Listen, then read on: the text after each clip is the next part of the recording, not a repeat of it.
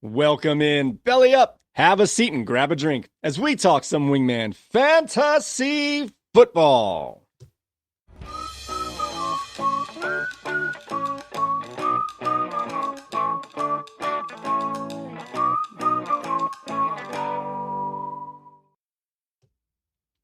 Welcome into another edition of Wingman Fantasy Football, the League Podcast. I'm your host, Michael Furley, and as always, I'd like to thank all of you, or any of you who may be watching or listening to today's show. This is episode 122, Week 11's 2-Point Conversation.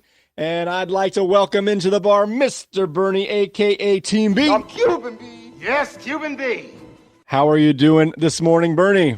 I am managing expectations like a first-round pick, highly rated and under-delivering. That's my status quo in life, my man. Always under-deliver. Okay. All right. So in this show today, let's see, we are going to go over some player news. We'll go through the studs and duds for Week 11, and we'll also settle into a nice Week 11's 2-Point Conversation, where we go through all of the action in the NFL up to this point. But before we do any of that, let's make sure that everybody is in the room. Wingmen assemble! This is actually good. Our player news today is a short list. That usually means good things, especially on these 2-Point Conversation episodes. So let's get into the news.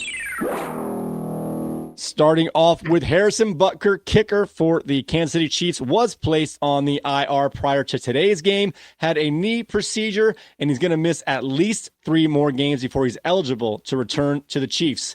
Now we had a pair of Jaguars who missed today, and it seemed like way more than just 2, as there were hardly anyone on the field making tackles today for those Jaguars, as Tank Bigsby and Trevor Lawrence both missed today's game. Bigsby with an ankle issue, and Trevor Lawrence is dealing with that shoulder sprain.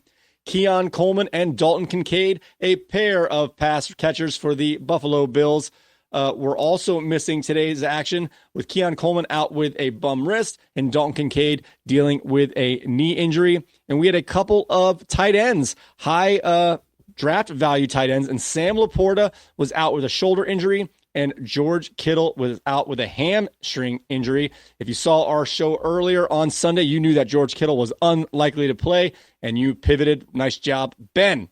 Isaiah Pacheco was also unavailable, as he is still yet to be activated off that IR, but that is coming sooner than later, as it looks like Kareem Hunt might be slowing down.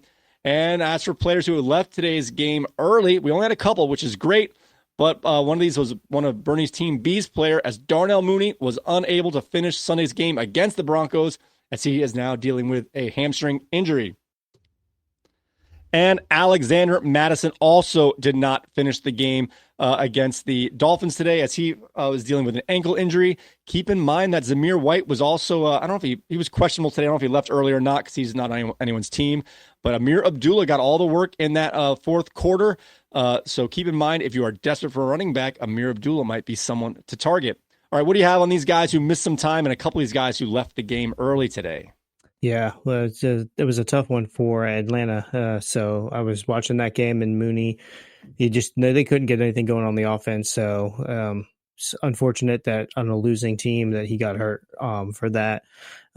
Kittle definitely needed him today. Laporta, they didn't need him at all today. And as predicted, Jameson Williams did a great job filling in that deep down the middle slot passing in the passing game. Let's see, Jacksonville, that they definitely need Trevor. They could use Tank too, but they definitely need Trevor. There's nothing going on there. And Mr. Butker, well, at least his wife will be at home and she'll be able to take care of him. I was trying to stay away from that for so long, but you put it there. Okay. All right. All right, guys, it is now time to get into our studs and duds for Week 11. Sometimes you win, sometimes you lose. Wingman Fantasy Football, studs and duds.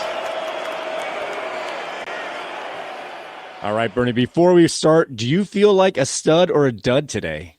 Ooh, I feel like a dud today. That's why I'm wearing this brown jacket here, because I just feel like a milk dud. I got a shaved head that's brown. I got a shirt that's brown. Giant milk dud today. You're making me hungry. Okay. Yeah. All right.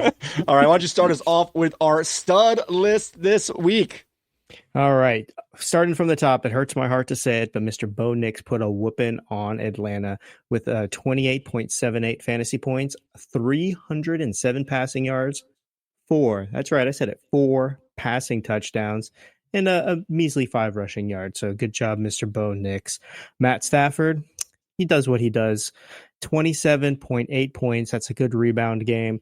295 passing yards and 4 passing touchdowns. I see a trend developing. And Mr. Famous Jameis Winston, 26.6 points on a losing team today, but that's okay, Jameis. You did great. 395 passing yards, 2 passing touchdowns, and 8 rushing yards. And then finally, Mr. Josh Allen, Mr. Beast himself, 25.98 points, 262 passing yards, 1 passing touchdown, 55 rushing yards, and 1 beastly rushing touchdown at the end. Yes. Keeping the trend here with bounce back quarterbacks. Sam Darnold, after a couple of bad games in his worst game of the season, at least in terms of fantasy stats, rebounded with a nice 25.64 point outing today against I forget who they played, actually, as they had 246 passing yards, 2 passing touchdowns, 18 rushing yards, and 1 rushing touchdown for the redheaded top man there. Against Jerry Tennessee. Jeudy. Sorry. Go ahead. Who did they play? Against Tennessee. Tennessee. Thank you. Jerry Jeudy, what is happening? He got all these in the first half, essentially, as I saw his whopping stat, and it pretty much stayed put, but 23.2 points. He had 142 receiving yards on 6 receptions and getting himself into the end zone 1 time. And David Montgomery started off the day for the Detroit Lions in a butt whooping against the Jacksonville Jaguars. So we know for sure that in terms of cat fights, Lions will always beat Jaguars, as he had 23 points, even totaling 95 total yards, getting 3 catches and scoring 2 times for David Montgomery. And Puka Nacua. Puka Nacua had 21.8 points. That guy, he makes such great, difficult catches, and they're not reach for. They're just ones, if you hit the ground that hard, you would drop the ball, and I don't know how he holds on. He had, he had 123 receiving yards on 7 receptions, including a great diving catch on the sideline of the end zone to score in that game. Yes, it was. All right. Next on the list is Mr. Josh Jacobs. JJ, hey, 21.4 points with 134 total yards, 4 receptions, and 1 touchdown. And here, surprise, there's another Detroit Lion on this list, Mr. Jameson Williams, 20.6 points, 126 total yards, 4 receptions, and 1 touchdown. Not the last Lion that's going to be on this list. Mr. Jawan Jennings, on the manager's roster I was playing against, and put him over the top for my defeat. 20.1 fantasy points, 91 receiving yards, 10 receptions, and 1 touchdown. He was the go-to get the first down guy today. And another Lion, Mr. Jahmyr Gibbs, 18.8 points, 123 total yards, 1 reception, and 1 touchdown. How many Lions could get 100 yards? They'd have to go up and down the field how many times for how many different Lions to get 100 yards? Well, it's easy when there's no defense on the field, I guess, or not an opposing team.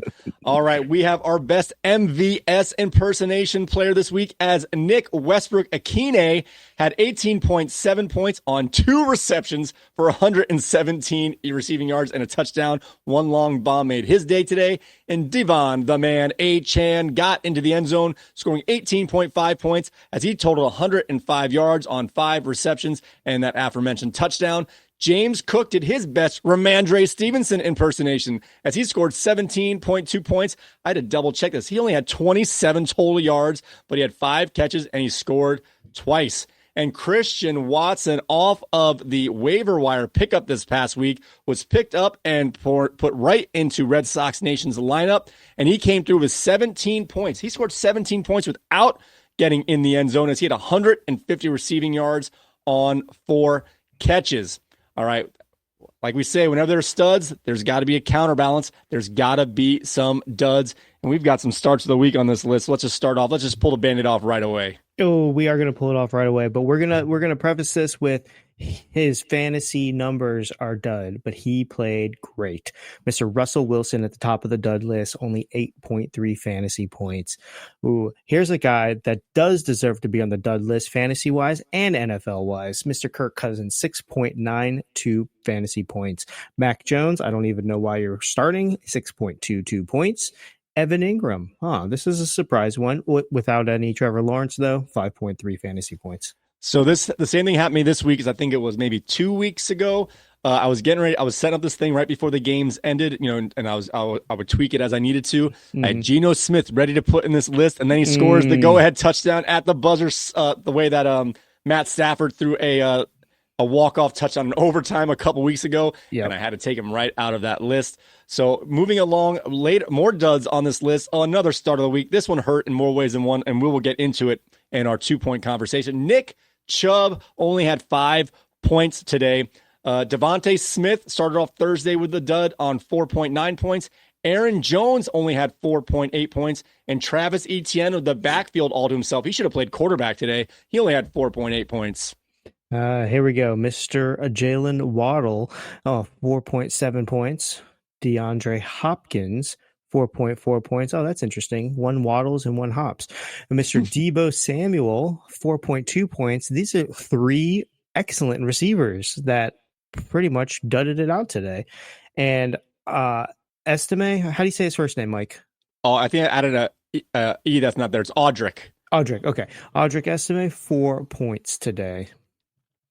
All right. I wasn't sure to put him on the list or not, but he always pops up in our waiver wire targets. So I just put him on here. Rashad Bateman had 4 points today. Tony Pollard finished with 3.9. And I thought I saw him with 1.1 point late into the game. He might have had I have to double check when his stats came, but unless I looked at it wrong, he might have had 15 yards in that last drive or so. Garrett Wilson, the Jets. Oh, we're going to lay into the Jets later. Don't you worry. He only had 3.8 points today. And Darnell Mooney, in a tough matchup against a strong defense, also couldn't finish the game, ended up with 3.7 points. Ooh. Next up, we have Mark Andrews is on this list, 3.2 points. I saw Isaiah Likely on the field getting some work done, though, so that's understandable for Mr. Andrews. DeMarcus Robinson, 2.9 points. Tyler Lockett, that means DK's back, doesn't it? 2.9 points for Tyler Lockett. And TJ Hawkinson, 2.3 points for TJ. Finishing up our duds for week 11 up to this point, we have Romeo Duds, only had 2.2 points for the Packers. Travis Kelce, this is at least the third player on Mac Daddy 2's team to be in this dud list. That stinks. And he's a newly acquired player. That stinks. Only 1.8 points for Travis Kelce. Terry McLaurin, who's been the model of consistency and excellence all year long, getting between 12 and 18 points in almost every game. Did not happen this time around. On Thursday night, he started off the week with a big-time dud, getting only 1.5 points. And Kyle Stinky Pitts is getting back to where he usually is at only 1.4 points. I can't tell if there's a Pitts problem or a Kirk Cousins problem or a Denver Broncos defense problem for the opponent. And we finish off with a couple of gooses as Ricky Pearsall was in a manager's starting lineup for our league this week, getting 0 points. And Deontay Johnson was also in the starting lineup for one of our managers, and he also got 0 points. All right, guys. Well, at least those duds hurt, but we had a nice long list of mecha studs. Half these guys you're not going to have on your team, but hey, they got to get their credit whenever they get it. So let's check in on our mecha studs.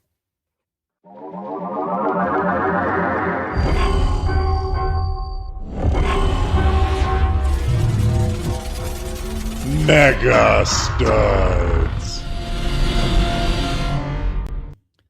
All right, starting off with our highest scoring player of the week. You could have played him at your quarterback position, your tight end, even your running back. Either one would have worked because 41.52 points is good wherever you get it from.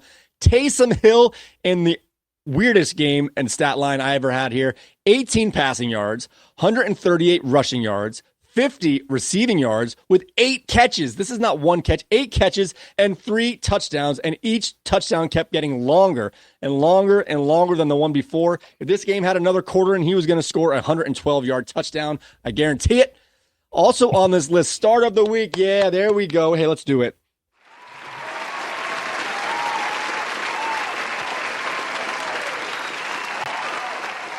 Jared Goff had 34.58 points, and I'm going to just do the stat line, and then we'll talk about what's in my mind here. He had 412 passing yards, 4 passing TDs, and 21 rushing yards. All right, do you remember when I said they're going to kill this game?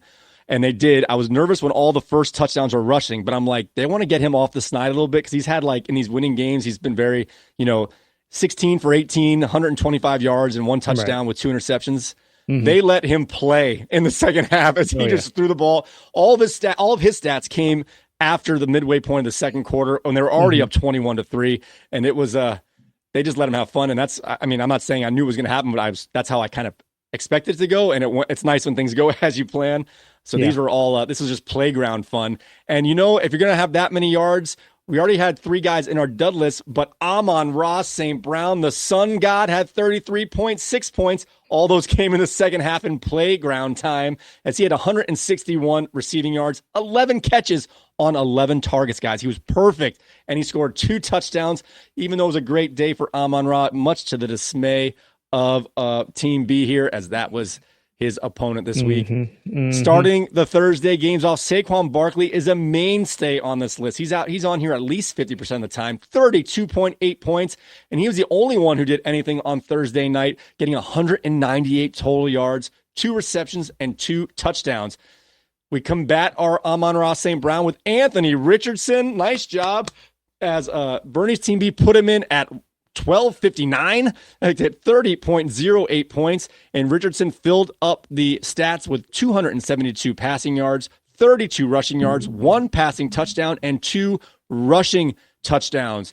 Newly acquired Breece Hall from the trade deadline scored 27.6 points on minimal touches, really. I think he touched the ball like maybe 18 times, which is good overall, but not for someone who's doing that well. 121 total yards, 7 receptions, and 2 touchdowns. Cooper Kupp, the other receiver for the Rams, also had a huge day at 25.6 points as he had 106 receiving yards, 6 catches, and 2 touchdowns.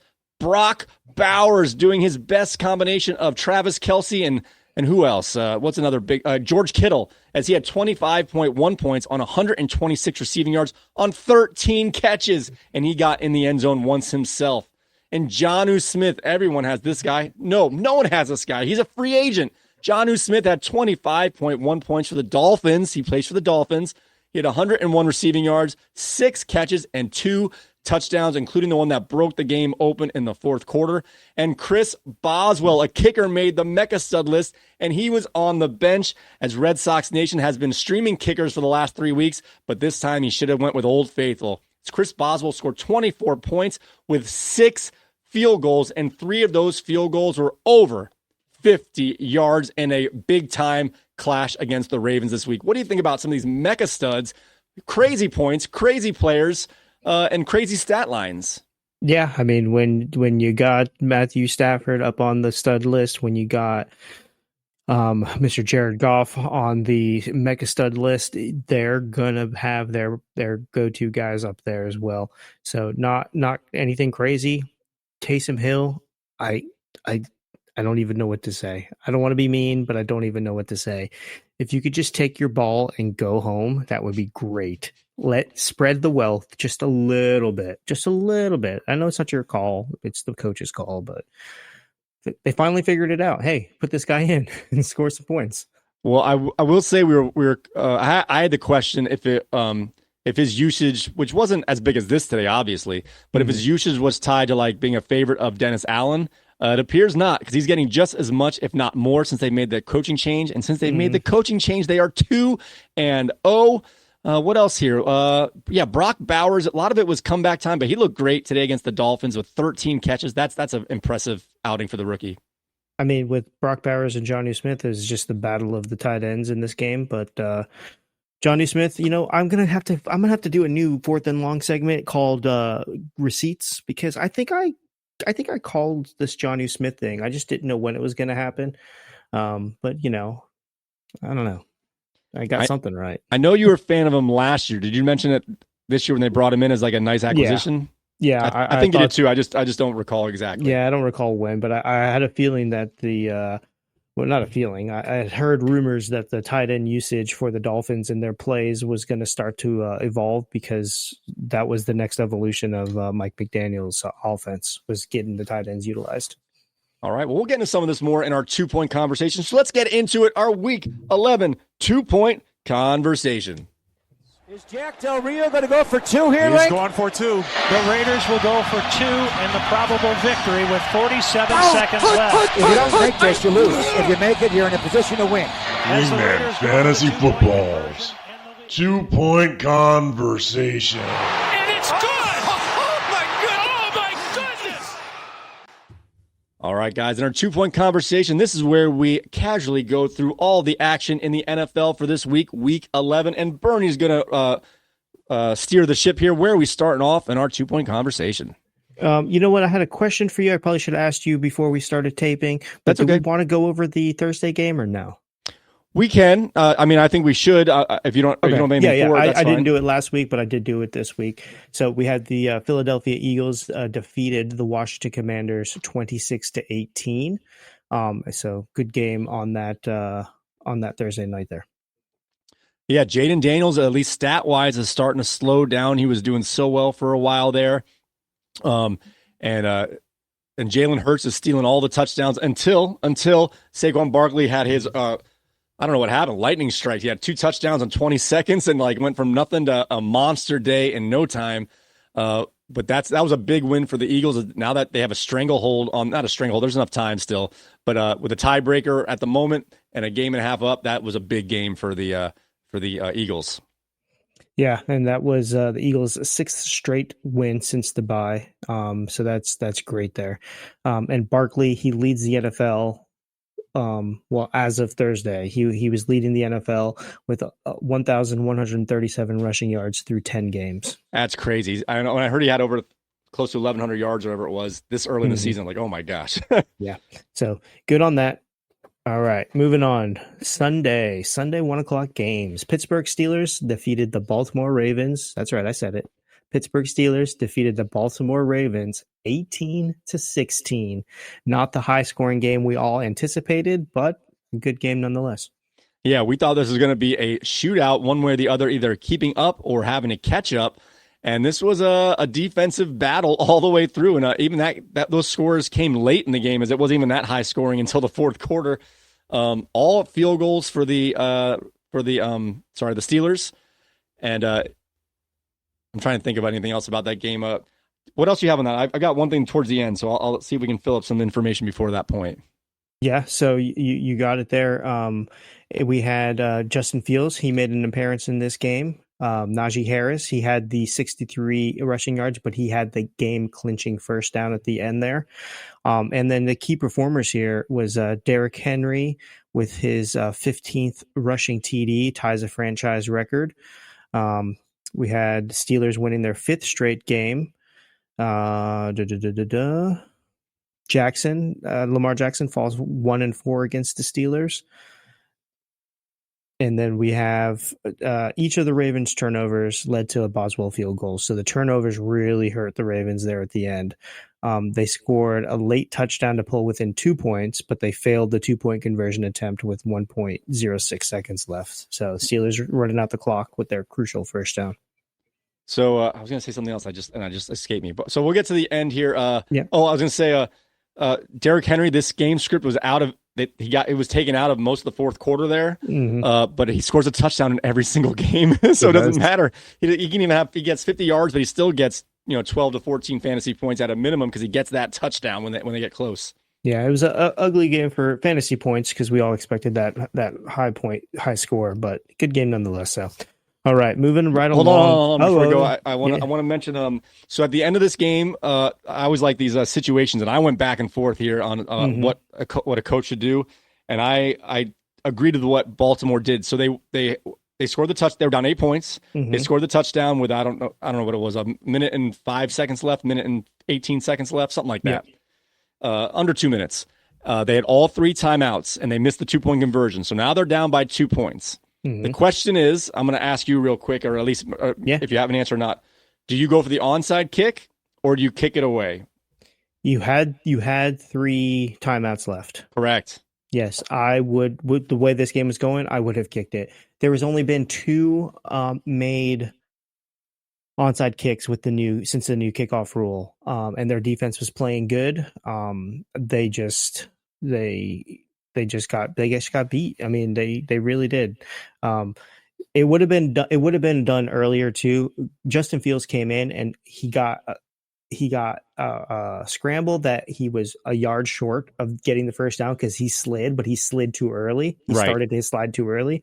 So I think with him coming in, that was his first appearance in this game. They were just throwing off okay, what are we doing here? And then he comes in again, and they just. I would have done the same thing though. So I agree. I was going back and forth. It was I think either one was okay. Yeah. But if you don't get the onside kick and then you stop them still with your 3 timeouts, now you get the ball back at your 15-yard line. Right. And you have to go and get in the field goal range at that point without timeouts. If you stop them down there, you get the ball at the 35, 40-yard line, only have to go 15, 20 yards. Right. And like you said, so either you're going, it's like one or the other, but as you said, and I agree, the odds of even getting that onside kick are so rare that if you don't get it, you're putting yourself out of field position to make that go ahead game-winning field goal. So I think that was the right move. And that the first run, I don't know if it was Harris or not, but the guy just fell down. I'm like, you can't run the clock out. What's that? That was Harris. It looked like he lost his footing or something. Yeah, it looked weird. Like he just went down to the ground on his stomach. I'm like, they have timeouts. You got to at least try to get 4 yards on this carry to make him play him straight. Yep. And that's when they brought in Fields. And he had a nice scramble around the left edge there. And he thought he had it. His eyes saw the marker, so his body started to go down. But that made it a little stressful because now they had to get that first down. They barely got it with Najee Harris. And as you said last week, I was waiting for Russell Wilson to come in and do a bark to get him off sides for the second straight week. But they ended up using their own timeout to see what the defense lined up as and got the ceiling first down. For back-to-back weeks, the Steel man, that's what I thought about it is these coaches are both great. They both did the right things at the end of the game. You know what I mean? Just the game has to end at some point, and they both made the decisions, and the team that got the first down won. But it was no blunt. There were no mistakes that made them lose the game. Exactly. There were at least at the very end. At the very end. Yeah, at the very end. Exactly. So, all right. So good stuff there. Good stuff. All right. Next game, the fun game. Well, fun game for one side. Detroit defeated Jacksonville 52-6. Oh my God. I was the first touchdown was Montgomery on a run. Second touchdown was Jahmyr Gibbs on a run. Then I believe Montgomery scored again, or there was a passing touchdown to I think it was a rush. I think the first 3 were 3 rushing touchdowns, if I'm not mistaken. It might have been 2 rushing, 1 passing, then one rushing. And I was like, oh my gosh, this is good and bad. Because I'm like, they could start pulling these guys or they're just going to run the whole time. But their running backs are just as valuable to protect as their quarterback. Oh, yeah. So, honestly, the reason why they win is because they're running game. So I wasn't sure how it was going to go. Although I thought it was going to go like that. But you're not sure how they're going to do. And then he just started throwing to Jamison Williams had that long touchdown. I think it was the first passing touchdown or one of them. And then he was hitting backup tight ends. And then at the end, he's like, let's get an Amon-Ra going. Let's just top this off. Yeah, so this was definitely good. So a couple of key notes here about this game, though. Zadarius Smith, he recorded a sack in his Lions debut. He's the newly acquired. So that was great to see that. So here are all the records because that's all the Lions do. 46-point margin for the Lions, largest in franchise history. The franchise record with 645 total yards. They're the first team since 1934 to win 9 of their first 10 games, Lions teams. Third team in Super Bowl era to win 3 of their first 10 games by 35 plus points. And then it's it's just getting out of control. I think I don't know if Dan Campbell knows about all these records that they're doing, but it seems like you said, he's just like, go get it. Just go get it. Like, this isn't Pee Wee football. We're not trying to be nice here. If they want to stop us, they have to stop us. Just keep scoring. And then when the third quarter is done, we'll pull our starters and we'll go from there. So they're doing great things, man. So who's there? Is it Ben? Who's their offensive coordinator? Ben Johnson. Ben Johnson. Yeah. So hopefully if they get to the Super Bowl and win, or if they get to the Super Bowl, when they get to the Super Bowl and win, or if they get to the Super Bowl and they lose, I hope he stays for another round if they can keep the majority of this roster going. I hope he doesn't take the coaching spot. I think he just showed his next coaching job. He played against Jacksonville. I think he's going to be coaching Jacksonville next year. Yeah, but a lot of these coaching, why would you want to go there? Why would you want to go to Carolina? Why would you want to go to the Jets? What I guess we could talk about it because we're in the conversation. If Ben Johnson gets an offer from the Jets, does he get to go in and say, okay, we're going to run my offense, we're going to have my offensive coordinator, or is Aaron like, no, I want Hackett, we're going to run this system, that nobody wants to deal with that. Right. So I'll answer that question in a second, but before I lose this one thought. So the rumbling today, all on the Twitter spheres, in terms of the the big name reporters, they're like, Doug Peterson's on the hot seat. If they don't play well today, he might be out of a job. Man, they got demolished. A lot of times, if your team really, and I'm not saying it's 1-to-1. If the other team's better than you, what are you going to do? But if you're like, we got to save our guy's job, we like our coach, let's stand up for him. That happened a lot of times for Tampa Bay back in the day with like Tony Dungy, for example. You know what I mean? When he was kind of fading out at the end, they're like, we got to win one for Tony, man. We got to do it. And then if they take him out after that, we did our part. I don't know if they didn't care about their coach or they just couldn't handle it. I mean, they're missing their starting quarterback and other players, but they look like they laid down. They're like, get him out of here. We don't care. Our season's done. And they did not fight for their coach today, or they couldn't fight for their coach today, depending on it's tough to see. Okay. Anything else in this one? I don't think so. In terms of Ben Johnson, the only job I would consider maybe would be the Bears, because you want that quarterback who still has a rookie deal. Going over to Jacksonville, your money's tied up in Trevor Lawrence, who's maybe pretty good. You know what I mean? But your money's tied up in pretty good. If you go to the Bears, you have no money tied up in pretty good. You can get other good parts of your team. Yeah. Okay, that's good. That's a good call. He should still say no, and they should run it back. Start the Detroit dynasty. There, yeah, I don't disagree. All right, next game we have here. The LA Rams defeated the New England Patriots, closer than we all thought, 28-22. What was the biggest mark? Because that game was closer in score than I thought at the end. I think. And New England had the ball down 6 points. They didn't throw an interception at the end of the game that sealed it. They had a chance to drive to take the lead late in the game. Yeah, they attempt. I'm sorry.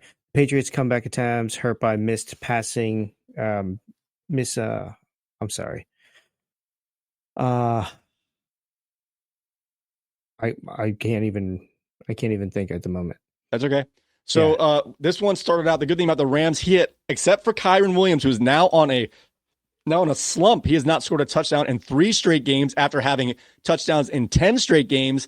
But other than Kyren Williams, which that's not great for what we're used to seeing, he got all of his points to his big time receivers as it was all Puka Nacua and all Cooper Kupp until another touchdown to a backup tight end. I don't know who scored the 4th touchdown, but he was peppering the right players for fantasy points today for the Rams.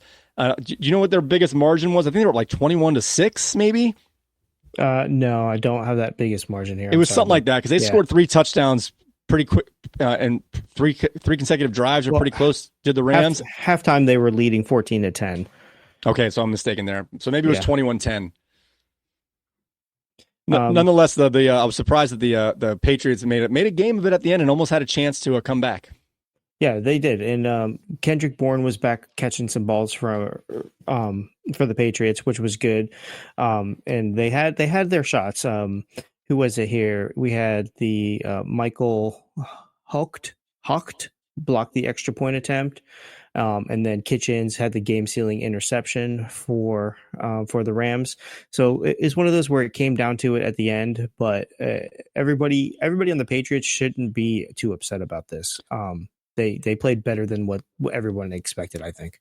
I think the Rams are kind of, in a way, going forward and then backwards. I think they're turning into the Detroit defense, where they're not quite ready yet as a team, but they've got some superstar young players. Kitchens is getting interceptions every week. And then I think it's Kobe Hunter, if I believe, or something like that, is the D lineman. I think it's his third year maybe. He was kind of taking over for Aaron Darnold now.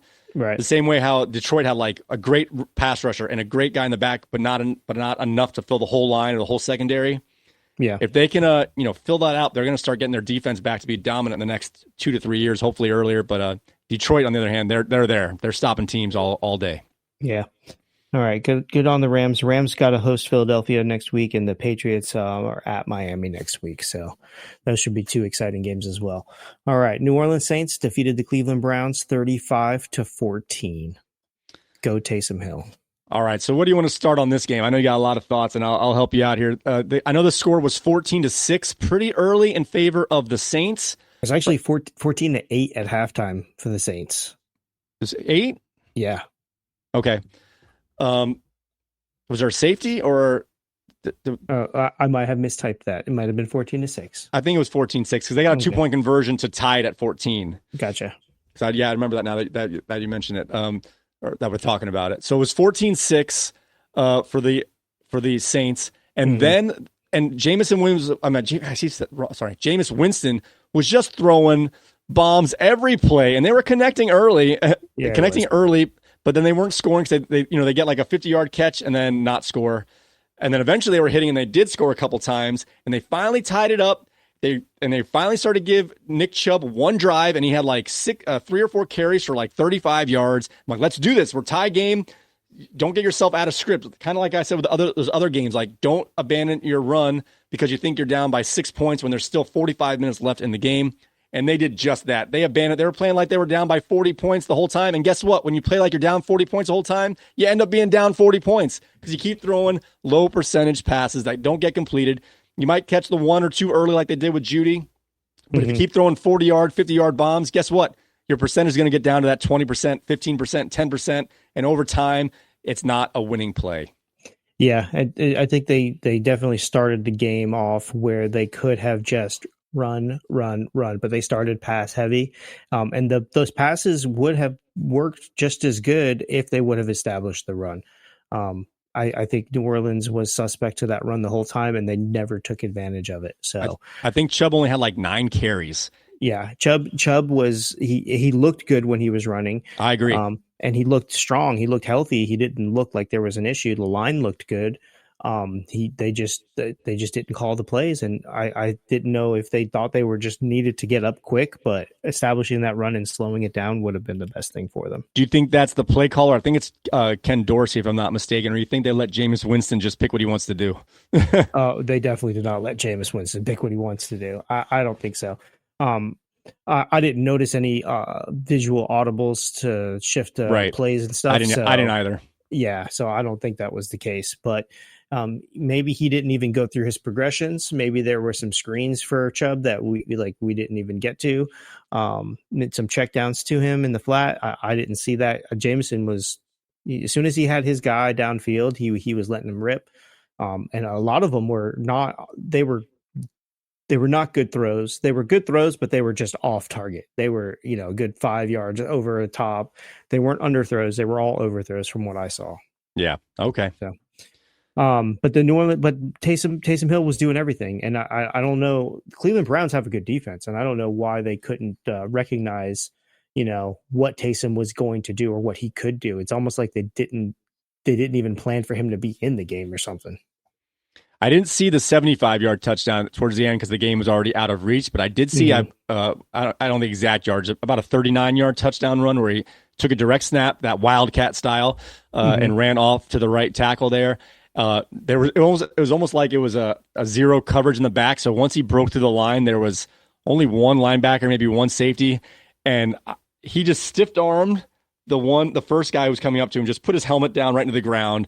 And then while he was recovering to look back upfield, I'm assuming a cornerback or someone similar came to tackle him and just bounced off of his hip.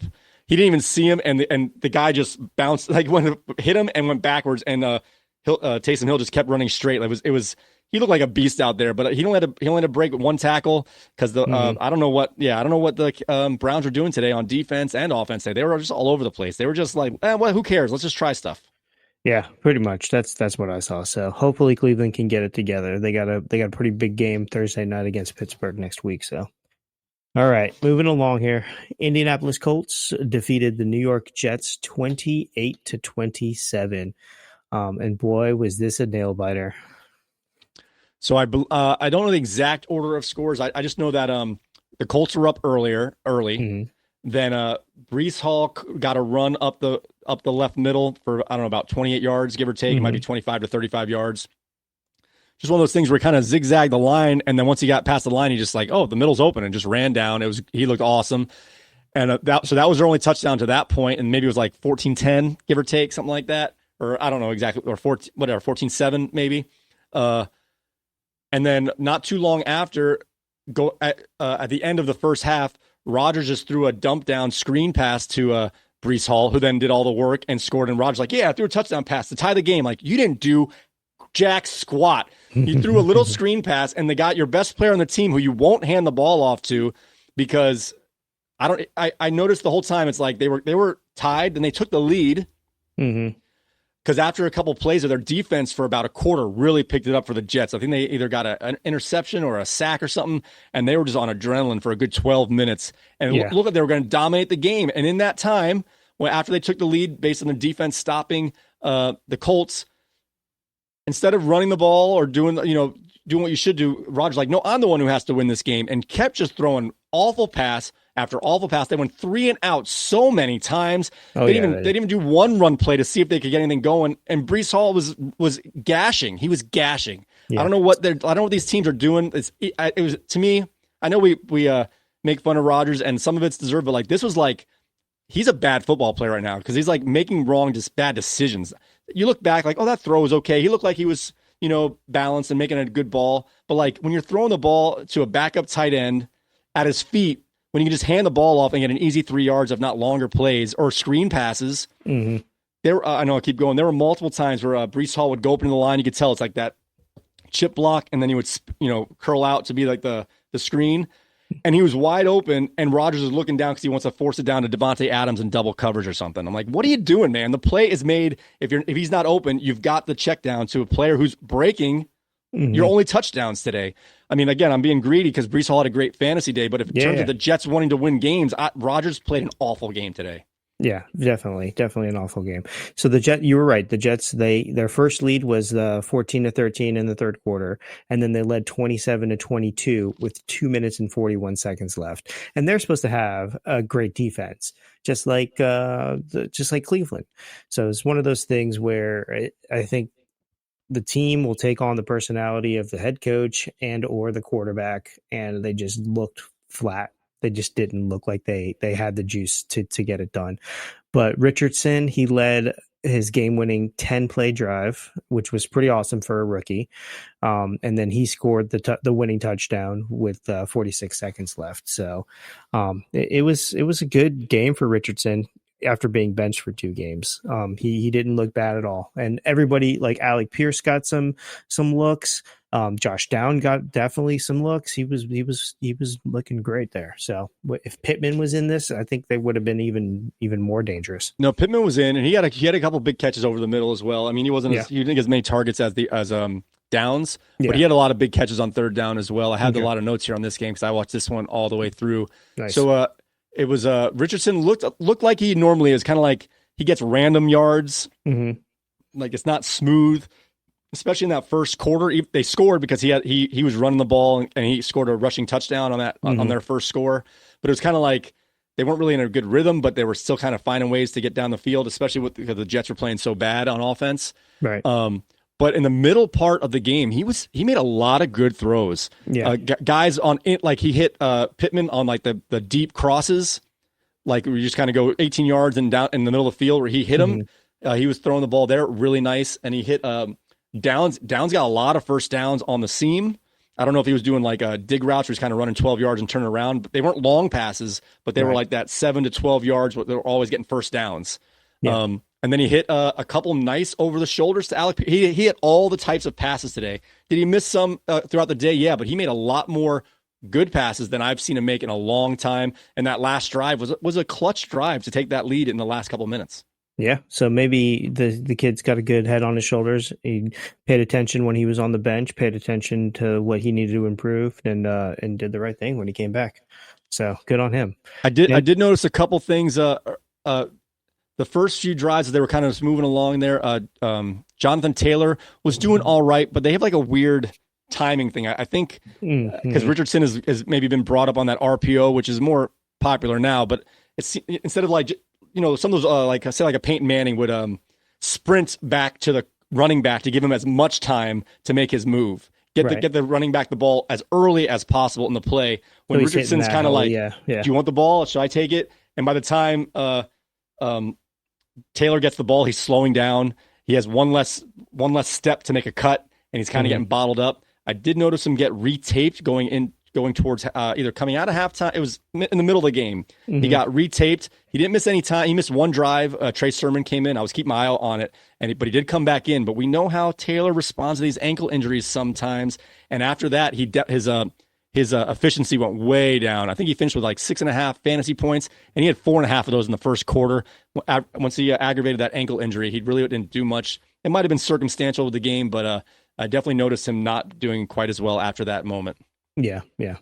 Richardson, he did good, and then Taylor, I think too. They definitely need to get some more timing things down in practice, so that is not an issue. I agree with you 100% there. Maybe do some like wide tosses, turn around, and flip it out to him. Just get it out of Richardson's hands as fast as possible. Yeah, there you go. Okay, all right, moving on. Minnesota Vikings, they win. They beat the Tennessee Titans 23-13. And this game wasn't even that close, as we had a late bomb touchdown by Nick Westbrook-Akine for the Titans there. I didn't get to watch a lot of this game. Let's not gloss over that. That's a 98-yard touchdown reception. That's how long it was? I didn't know how long it was. I knew it was long. 98-yard. Yeah. Okay. Yeah. Okay. I did not. I was box score and watching a little bit in the later part of the games because they were still down by whatever, a score or two, and then I think they went for it on fourth down, didn't get it. They actually stopped Minnesota on a 3-and-out, and then the very next pass was an interception thrown by Levis. He just, in that 2 minutes, he just ended their chances to maybe have a chance to come back. Oh yeah. And that was the halftime lead for the Vikings. The Vikings scored 16 straight to make it 16-3 going to the halftime, and then coming out the bomb, the 98-yard touchdown made it 16-10. Okay. So Levitt, he didn't do bad. I saw a couple of sacks where he looked like he wanted to flick it out, and he just took the sack. He was dropping back, and then he would pull up into the pocket, and then he kind of wanted to spurt out a little bit, and you could see him kind of look up, but then he tucked it to take the sack. So I think he's getting a little bit better as well. He's not as volatile as he was before. So the Vikings, let's see here, the Titans, they did have a 51-yard touchdown nullified by a penalty. And then the Vikings defense. Who was that too? I didn't see that. I didn't get the name of who that one was too. Yeah. The Vikings defense, they did stop two late fourth down attempts. So their defense stepped it up at the end of the game. I think that was part of that sequence I was referencing earlier. Yeah. Yeah. And they Smith interception kind of sealed that victory, but their defense stepped it up later in the game as opposed to earlier in their game where they did look a little vulnerable. So, okay. Yeah. All right. Go Minnesota. Let's see here. Oh, the Miami Dolphins defeated the Las Vegas Raiders. Listen to this score, Mike. 34-19. Miami scored 34 points. That's the first time they broke the 30-point barrier this year, if I'm not mistaken. I thought I heard that on the telecast there. That is correct.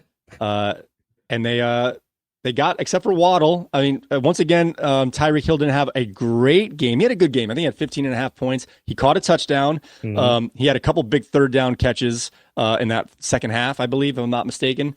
And then Tua you could tell how you said he gets the ball. He's a timing guy. He drops back, he puts that foot in the ground, and he has to make that pass. But when it's covered and he has to double think about it, he doesn't know what to do sometimes. He starts to like kind of scramble and doesn't know which way to go. He gets sacked sometimes when he's like, I was supposed to throw it already. Just throw it away. Yeah. One time though, so that happened once earlier in the game where he kind of stepped up when he didn't realize when his first read wasn't there, and he got sacked and fumbled the ball, just dropped it. Later in the game, that same thing happened, but instead he went down and then ducked out to the left, and that's when he threw it down the sideline. I think it was Waddle who had a nice, I could be mistaken, but it was one of those plays where he found a guy open because he did like a Brock Purdy where he kind of stepped up and then ran to the outside and just waited till he could find somebody. And that Jonnu Smith second touchdown, no one guarded him. He just walked out he was 18 to 22 yards down the field, turned around, just like, yeah. And he just lofted it to him. That was another one that his first read didn't hit. And when he a couple times he did complete plays where he didn't hit his first read, but you could tell he looks uncomfortable. He's like, oh my gosh, please someone be wide open. Oh, good. Jonnu Smith's sitting out there. And he just turned around and jogged to the end zone. So what does that mean? So, as Dolphin fans, as friends of Dolphin fans, it's one of those things. It's like, okay, you hit the guy on broken coverage. Does that make you good or does that make you serviceable? Like he played an efficient game. He's 28 of 36 with 288 yards and 3 touchdowns. So he was good. They had 8 out of their 12 third downs converted and 3 of their 4 red zone trips were scores. Like they played an efficient game, but did they just play it against a bad defense or are they a good team? Bad defense. I think if I was obviously I'm not an NFL coach. If I was a defensive coordinator, I would just, you're allowed to hit the guys in those first 5 yards. I would just blitz punch their receivers because if they don't get off their routes the way they want to come off, Tua doesn't know what to do. Just the first thing you do is just shove the guy in front of you. And when Tua's like, oh crap, and then you can, because they're running. Achan's good, but he doesn't break through tackles. They're manufactured plays. Let your 4 guys deal with him. Just shove into the wide receivers and then rally to the ball. Yeah. And so the Dolphins, they did one other good note for them. They had 3 7+ minute scoring drives. Yeah. They had a lot of long drives today. Yeah. Yeah. So, they did good. And Ramsey had an interception that kind of ended the Raiders' hopes. So it was good all around. Did you notice to give Ramsey his flowers here? Not only did the interception was easy because it was just an overthrown ball where he just kind of sat there on his knees and caught it. But at the end of the game, because the game, it wasn't, it was a 2-score game and you need a lot of things to go right for the Raiders, but they were trying to score as quick as they could. Maybe there was only like a minute left. They had to score in the last 30 seconds if they were going to score it all and then have a chance for an onside kick. However, I think they're out of timeouts by that point, I would assume.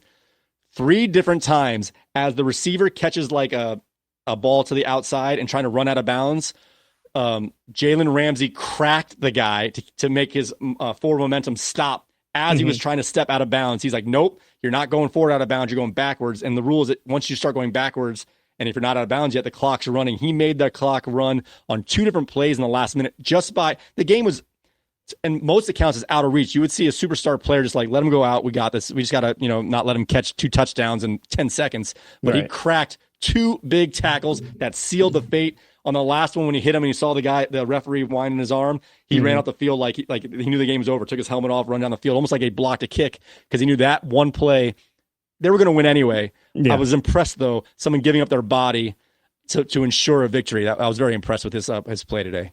There you go. Hopefully he didn't get hurt for next week. Yeah. All right. Moving along here. Anything else in that one?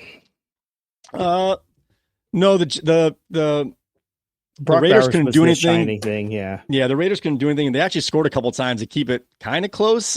And in the second half, but overall, the longer this game was going to go, the bigger the spread was going to be by the end for the Dolphins. Exactly. So, all right, this one, there's another nail biter here. Green Bay Packers defeated the Chicago Bears 20-19, and that score is as close as it was. I mean, that game was a tight game. I think. How much time was left when Jordan Love scored that 1-yard rushing touchdown to take the lead in the fourth quarter? Ooh, I don't have a timestamp. 1 yard touchdown puts the Packers up 20-19. I don't have a timestamp on that. I'm sorry. I could find it. What else do you have on this game? I do want to look that up, actually. So the Packers, they scored on their opening drive, which was good, but then the Bears led 19-14 late in the third quarter. They failed 2-point conversion, kept it real close coming down to it. But what's this guy's name here? Carl Brooks had the game-winning field goal block at the end. Honestly, this was one of those things where I think that Jordan Love, his lower body didn't seem like it was healthy. He wasn't injured, but it didn't seem like he was like with it. Some of his movements, some of his throws, the timing wasn't quite there. He didn't look as mobile as he wanted to be. I want to say he looked uncomfortable, but he didn't look off. He didn't look like he was hurt, but he just didn't. Maybe not his best shape, but not injured. Yeah, exactly. But the Bears played good, man. Caleb, he played well. I saw Keenan had a late game catch that kind of kept them alive. DJ Moore had a couple of big catches that I was like, oh, he's putting his shoulder down. Swift had a nice breakout run in this game. So the Bears, they looked good. I don't want to take anything away from them. So they look good. There's heartbreaking loss there at the end. I don't know if he finished off this way, but for a long time during the game, Josh Jacobs was just getting big time, just chunk plays, man. And I was like, oh, he's not running the ball that well. I mean, he was doing okay, but like, oh no, he had 4 catches for 55 yards. He was catching the ball and getting rushing yards. I don't know what he finished with combined there, but and he also had a nice touchdown. I thought he was going to get that 1 yard touchdown at the end as were driving down as a greedy manager there. But that touchdown that came in by Jordan Love was at 3 minutes left, 3:02 in the fourth quarter to take the lead because they were down it actually went back and forth. It was 14-13, then 19-14 on the missed 2-point conversion you mentioned. And then the Packers took the lead back with 3 minutes to go. And this is the second straight week, if I'm not mistaken. We had 2 things happen for the second straight week. So we had the team with the rookie quarterback who had to try and go down the field and use up all the time so the other team wouldn't get the ball back because it was going to be a close game here. So Caleb Williams, like Bo Nix last week against the Chiefs, used the entire time left. Now, it wasn't 6 minutes like last week. It was 3 minutes, but nonetheless, used the 3 minutes to get down into field goal range to win the game at the buzzer. And both weeks, the rookie quarterback was not rewarded as the higher pedigree team blocked the kick at the buzzer to save their, to get the win there. So, I mean, good play situationally by Caleb Williams. Once again, did not score a touchdown passing or rushing, but he did have a ton of rushing yards, especially in that first half. Yeah. Caleb played well. He played much better than the game before. The Bears as a whole played much better than the game before. So hopefully this new coordinator can get them rolling again, and hopefully their spirits don't get broken like they did with that Hail Mary a couple of weeks ago. Yeah. All right. Denver Broncos defeated the Atlanta Falcons 38-6. I don't know what the secondary was doing for the Falcons, but Bo Nix was doing he didn't even run today. He didn't have to. He had so much time, and I have to say, it's not always. He's the opposite of Tua, where Tua has a little bit of I don't want to say a float ball, but he drops it in there kind of thing. He was rifling these. These are line drive. All of his passes were line drives over the middle. There were a couple that you're like, he just outpaced the outstretched arm of the linebacker, and the cut in from the receiver was in front. It's almost like when you do a slant, at the line of scrimmage, you're trying to beat the cornerback in front of you, get in front of his face. They were doing that 25 yards down the field. He was getting in front of the safety's face, and he was just out throwing the anticipation of the covering linebackers on the underneath. That happened at least 5 or 6 times. Just rifle balls past the under coverage and the deep posts or crosses were getting in front of the back line defense. And then when you catch those on those crosses, you can turn up field a lot. They were catching the ball. He was hitting them in stride, line drives in stride. And then also Cortland Sutton had one of his great catches where the one underthrown ball, that's the only underthrown ball all day. Cortland Sutton just jumped up, reached over the guy and brought it back to make a nice catch. He was just having a field day today. And I think the Atlanta defense kind of quit on this one, especially later in the game when they started piling it on. Oh yeah, I mean there was 14-3 after Javante's touchdown run. Then it was 21-6 at halftime, and then the Broncos scored 17 unanswered in the second half. So they definitely, if they didn't give up, they definitely played like they had one hand behind their back for sure. That's what it was. The first half they were matching scoring drive for scoring drive, but it was touchdown to field goal, touchdown to field goal, touchdown, and they got in field goal range. He didn't miss the kick. Did they have a penalty or they went for it on fourth down or something? They were in field goal range at one point, and I thought they were going to score another field goal before halftime, and they didn't score. I don't remember. No, the clock ran out. Drake London didn't get. Oh, that's the one where he didn't get out of bounds. Yeah, the clock ran out. So Koo made two field goals, a 41 and a 51. So he felt good, better than last week for sure. This was tough to watch though, but Knicks has got some records going here. Knicks joined Peyton Manning as the only rookie quarterbacks to 200 plus yards and 2+ TDs in 4 straight home games. That's pretty big time, man. That is amazing. Yeah, we were talking about how we thought he was playing at the beginning of the year. He looked a little overwhelmed. He's not doing that running backward, kind of that Levis run where you run backwards and you hope you can get around the edge, and he wasn't doing it. No. Now when he runs straight up. He doesn't really run around the back too much, so he's getting those like kind of Taysom Hill style runs when he does run. But I didn't realize how strong his arm was. I thought because he threw short passes his whole career in college. Man, he can rifle that ball. I was impressed with his arm strength. Yeah, and his completion percentage. He was 28 of 33, so that's pretty good for a young kid. Yeah, I did notice a couple things here also in terms of running backs for both sides. Tyler Algier was nowhere to be found.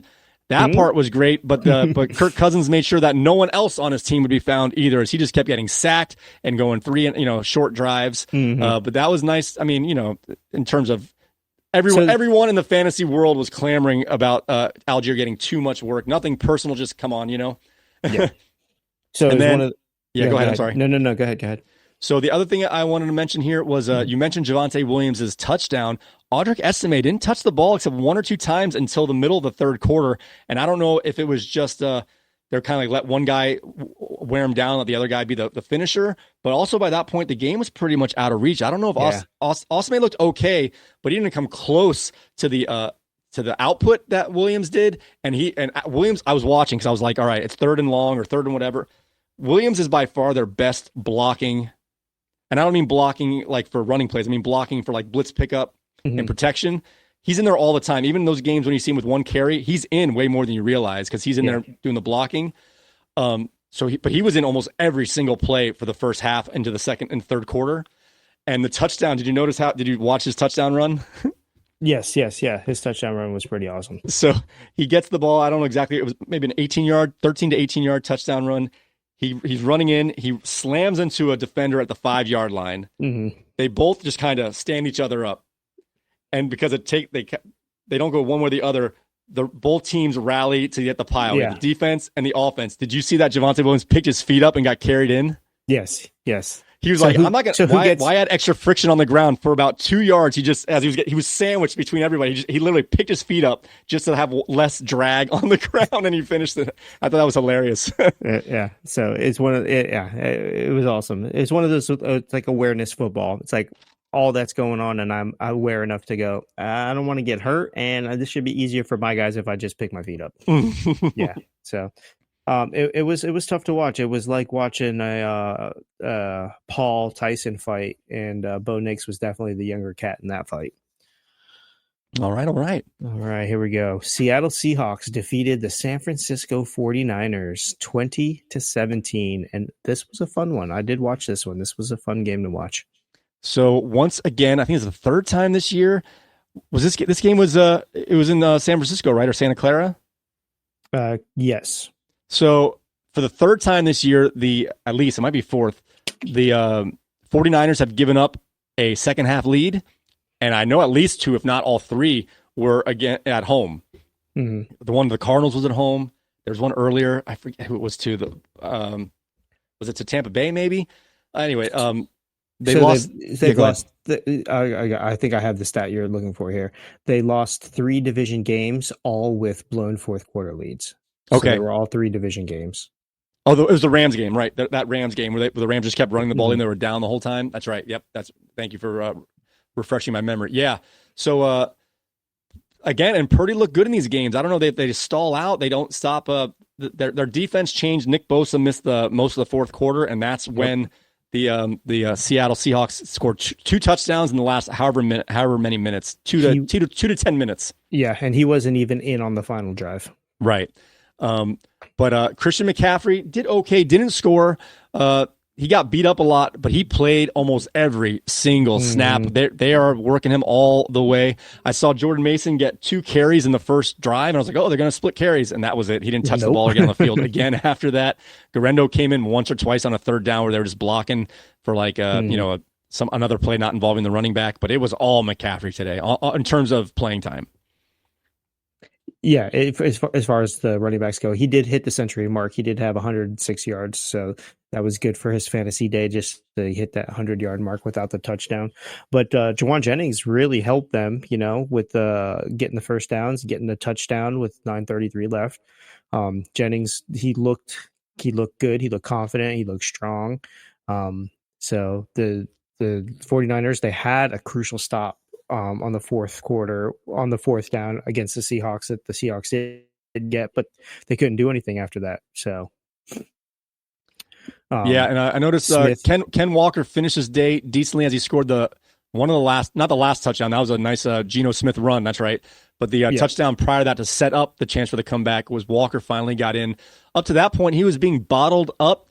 He looked great, though. He was so shifty. He was scat backing, but by the time he'd get tackled, he was only gaining a yard or two. He was making 3 guys miss, but there were 4 guys there. This kind of thing. Yeah, and then Smith, he did lead that 80-yard game-winning drive in the final 2 minutes. So it was like 2:38 left for him to get that when he scrambled for that TD with 12 seconds left. So Geno played well, man. I wouldn't say that he didn't play good. I thought he was going to have a much lower scoring, but that touchdown at the end really helped him. He was fired up. He was fired up. Of course you would be, but I mean, they wanted this one.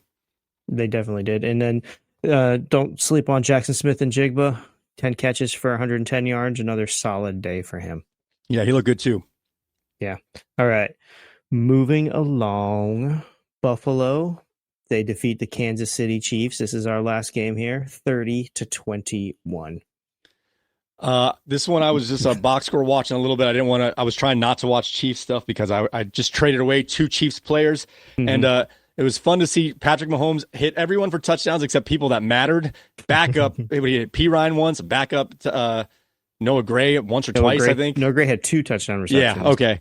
And then I saw Hendershot caught the ball that got him down to like the 1-yard line in the first drive or second time they scored. So it was just Mahomes does what he does, kind of sprinkled around stats to get to that 18 to 20 points, but didn't help anyone else on his team this week. But they were outmatched, and we kind of, we're not saying they're a paper tiger, but they've been winning close games and they have not been dominating. They've been outperforming in a situational play sometimes late. Last week they got lucky with a block kick as they were totally outplayed by Denver.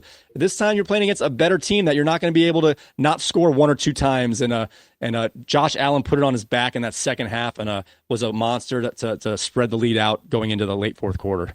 Yeah, as much as I don't like to root for Josh Allen, that touchdown run at the end, man, that looked good. He looked really, really good. He's playing good football. He's not playing bad football. Amari Cooper looked good on his return back. So the Bills, they looked okay. Moss looked good. He didn't look like he was hurt or anything like that. So who are you talking about? Moss. Zach Moss? No. Zach Moss out for the season. Which team?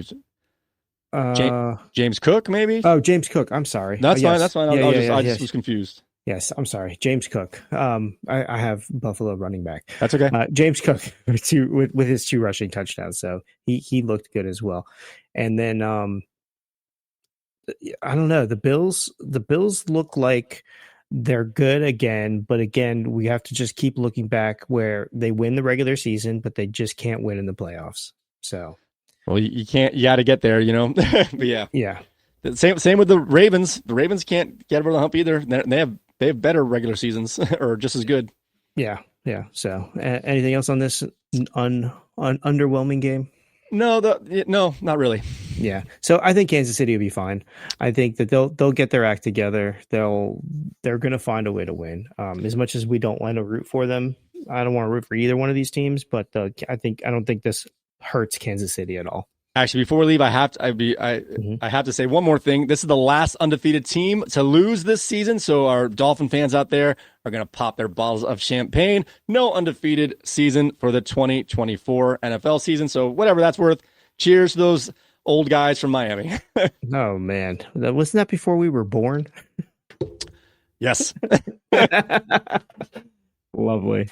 All right, that's it for the games this week. And all right, guys. We've got we're recording this Sunday night. It is 27-6 Chargers at the moment. That's going to end the Bengals season, or not end it. There's still a lot of losing teams, but the Chargers are up. Touchdown. Jamar Chase just scored a touchdown. All right. Whatever that's worth. Okay. Yeah. Take a look at our early waiver wire thoughts here. We're going to have to dive in a little bit more in depth as we get to our next show, but I've got a few names here. You can go ahead and I'll just fill in the gaps if you want. Do you have any early waiver wire thoughts? Somebody should pick up Taysom Hill, but don't play him because you're not going to get anything out of him. Drake May is out there. Can we get a little bit of love for Drake May here? Caleb Williams, he's out there. So those two rookies, Will Levis, he looks a little decent. Look at your matchups, see what you can get. Those are the only quarterbacks that I would probably pick up off of the waiver wire at the moment. You got any hidden gem quarterbacks? No, you went right down my list one for one. Just he was saying you're not going to get points from Taysom Hill because the Saints are on bye next week. If you do want to hold them through the bye, because if you want them, you're going to have to get them, but you're going to be willing to hold on to a player that's not playing next week, and there's a lot of teams on bye next week, so it's going to be a tough ad. And he's so sketchy, you don't know what his role is going to be, but they are playing the Rams in week 13, if that changes your mind at all. Drake May's up against Miami and Caleb Williams against Minnesota.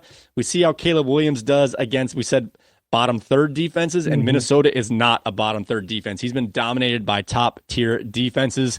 So, yes, he's out there. That's a longer term play. I wouldn't pick him up to stream him, but I'm not against picking him up to see what he might do, 2 to 5 weeks from now.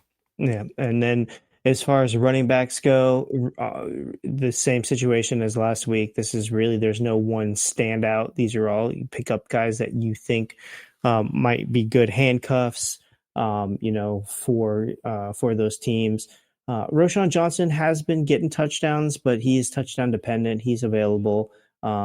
Abdullah, he's probably going to be the starter, but I don't know if you really want a Las Vegas running back at this time. And that's really it, man. Kenneth Gainwell, I guess, if you want somebody behind Barkley as a handcuff, but that's really all I got. Yeah, Abdullah would be the only guy who would catch my attention. He's not a big back. But they're also a team that could be coming from behind, and he's the type of player. He got all his work when they were trying that comeback mode, half because that's his role, and half because the other guys were banged up. So it might work out where he might get some extra work there. So I don't know. I didn't write him down, even though he's in my head. So I don't know who they're playing next week, if that makes a difference. I do have one receiver here. He's out there in our league. He's been picked up and dropped a couple times here, but Xavier Worthy, the Kansas City Chiefs are playing Carolina next week. I'm not sure which side of the ball is going to help them, because we see that Carolina gives up points to whatever the team wants to do. I'm not sure what Kansas City wants to do or what they can do, because they're obviously a decent offense. I think they want to run the ball, and I think they want to get Kelsey. He's kind of like their extension of the run game. So that might be I don't know who's going to do good in that game. I don't think they can feed all of their players, but that is a team that you can target, and Xavier Worthy is out there playing against Carolina next week. Yeah, and if you want a little bit piece of that Bo Nix, if you think Bo Nix is going to start developing into a better passer, depending on the games, obviously, Marvin Mims is out there. And then a bunch of tight ends. You got Johnny Smith is out there still. Noah Gray, Zach Ertz. So if you're really struggling at tight end, bye weeks are coming up still. Got lots of teams on bye next week, so just take a look through. I would probably target Johnny Smith and Taysom Hill, though. All right. I do have a couple defenses here, not super standout choices here. And Bernie, don't listen to me because I'm killing you on the streaming defenses. Yeah, you're fine. But although New Orleans could have had 2 or 3 touchdowns today, I thought they were going to score. But the Washington Commanders are up against Dallas next week. Not sure how Cooper Rush, I know he had an awful game last week. I'm expecting to bounce back a little bit, but if he doesn't bounce back on this Monday night, they may turn to Trey Lance, and you definitely want Washington if Trey Lance is going to get the start. It's a bonus play against Cooper Rush. It's a slam play against Trey Lance. So just keep that in mind. Washington is playing Dallas in Week 12, and the Arizona Cardinals, who are a strong defense, are playing against Seattle, who is a bit schizophrenic. You said how Geno Smith looked good today. He had a couple nice runs, and I remember 3 or 4 weeks ago, you're like, he looks really bad running. He looks a little goofy. So you don't know how he's going to perform. He throws 3 touchdowns one week and 3 picks the next. So that's just a gamble there. Arizona is a strong team, but they're also a gamble in how they play sometimes in terms of game script. But these are the 2 defenses that catch my attention: Washington against Dallas and Arizona versus Seattle. Anything else you want to add for early waiver wire thoughts? Nah, I don't look at kickers and defenses until Wednesday morning. All right, guys. I do want to give a shout out to Ben real quick. He had 3 guys going into this morning that were on bye or were hurt and not going to play, and he filled up a roster. I think he's going to get the win this week. So nice job, Ben. I was nervous you weren't paying attention, but way to go to fielding a roster and maybe even a winning roster at that. With that being said, guys, thank you. Wait. Yep. I got one more thing. I'm sorry. Yeah. I just wanted to say that your Sunday morning show was awesome.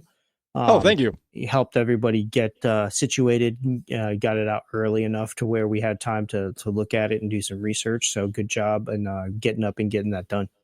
Yeah, I can't guarantee that I was, had some time on my hands. I was up overnight. Don't say that. Don't say that.